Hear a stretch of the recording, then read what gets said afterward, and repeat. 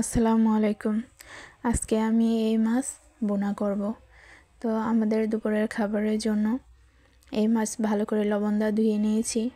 হলুদের গুঁড়া, মরিচের গুঁড়া, লবণ দিয়ে আমি ভালো করে মেখে ভেজে নিয়েছি মাছ। একইভাবে কালা বেগুনও আমি ভেজে নিয়েছি। আজকে আমি কালা বেগুন পেঁয়াজ দিয়ে এই মাছ বোনা করব।